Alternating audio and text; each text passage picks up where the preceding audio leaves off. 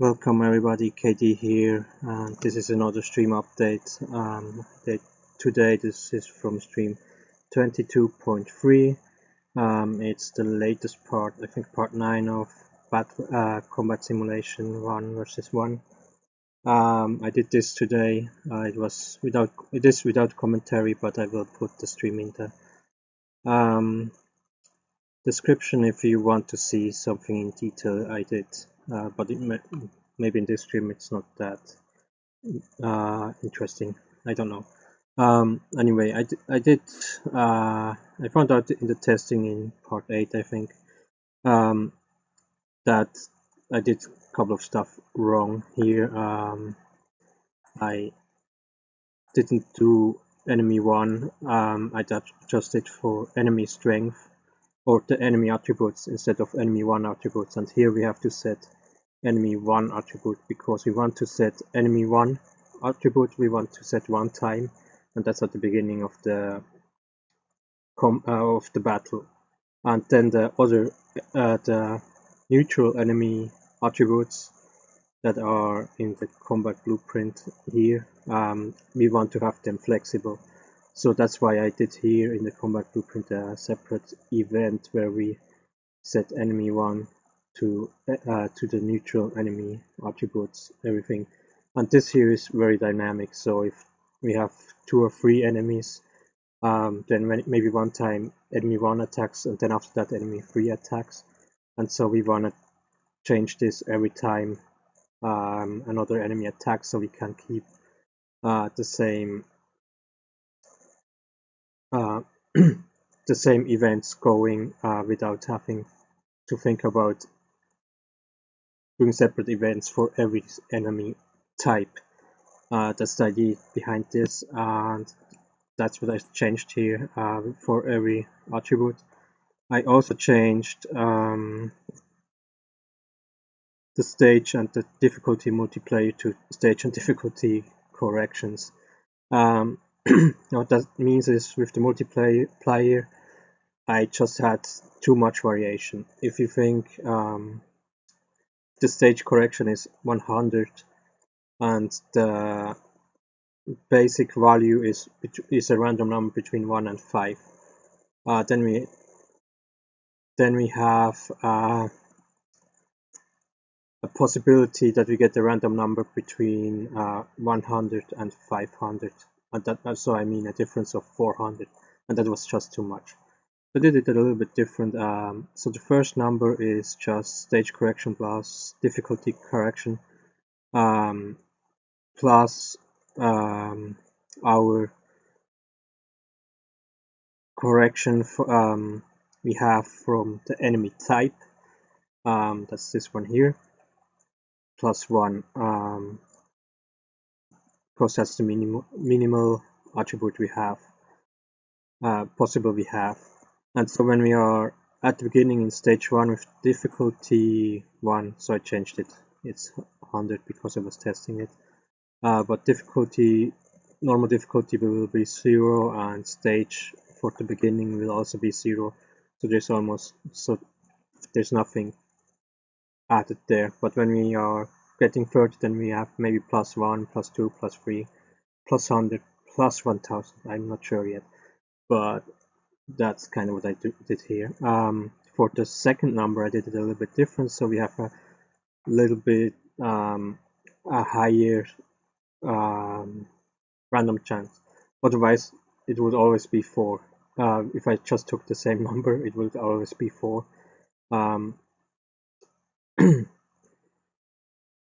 So what I did here is I add stage and difficulty correction together, and then I divide this to 10, and then I add this again with these two together.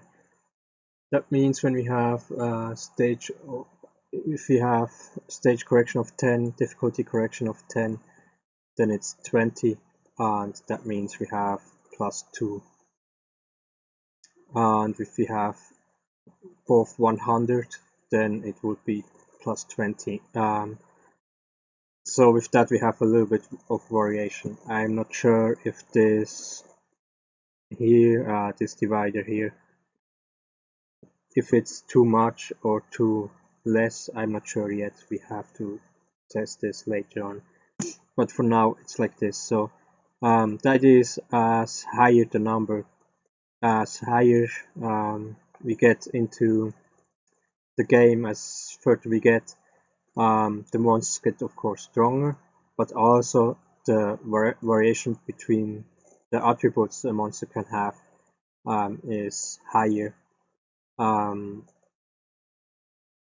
hope that makes kind of sense. That's the idea behind here. But like I said, maybe divided of 10. It's maybe not the correct one. So that's the changes I made there. Then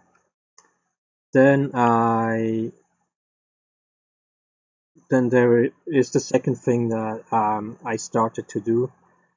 That I actually planned for another stream, but I want to do it here for the enemy and see.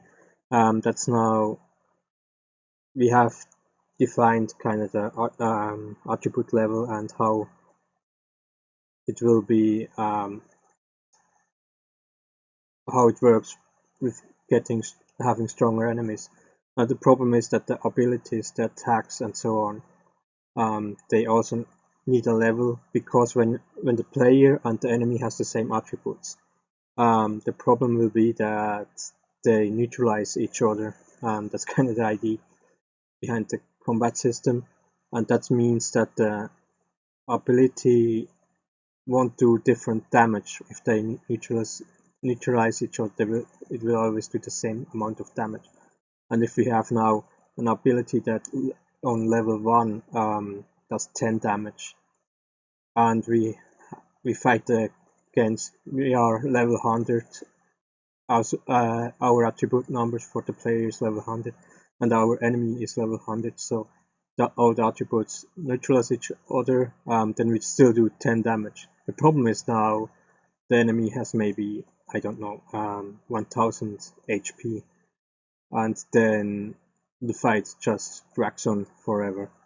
That's of course what we don't want. So there will be a way to level up your abilities, but also the enemy needs to have something for that. He can't do, for the same attack in a low level, do 10 damage, and on a higher level also do 10 damage. He has maybe to do on a higher level 100 damage. So that's kind of what I wanted to do here, but here I did it way too simple. I did a stage correction and a difficulty correction that define how strong our enemy is, and I just took this and set it as our ability level, and then I set here multiplier for damage and so on. So as example here I chose for health damage, I chose 4. So if you have now an ability level of 100, that would mean plus 400 damage, more damage, and that also doesn't work. Why? Because you don't, to level up an ability is not linear. It gets exponential longer to level up an ability. So this doesn't work, because if you have an attribute level of 100, that doesn't mean you have an ability level of 100. That maybe you have just an ability level of 10 or 20 or something between. And for that I have to change this, what I did here, but this was anyway just a little bit experimental.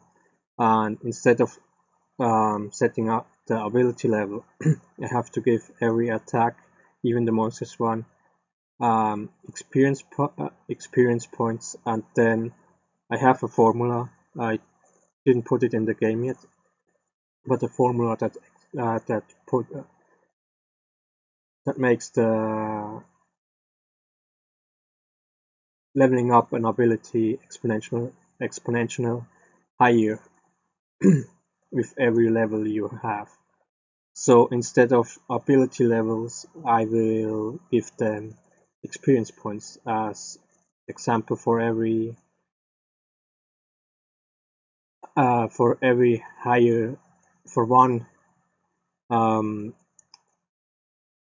higher difficulty or stage correction. If this is +1, then maybe he gets 10 experience points, and that's maybe enough for leveling it up once or something like that. And then if you have 2, then he gets another 10 experience points, and so on and so forth. So the question is now just it will be very difficult to really balance this number. There's also concern about the abilities of a player, because it's quite free for certain abilities when the player can learn some abilities. And if you have an ability, if you're already very high in your attribute level in your game and you learn a very weak ability, then you probably never use it because it does so less damage.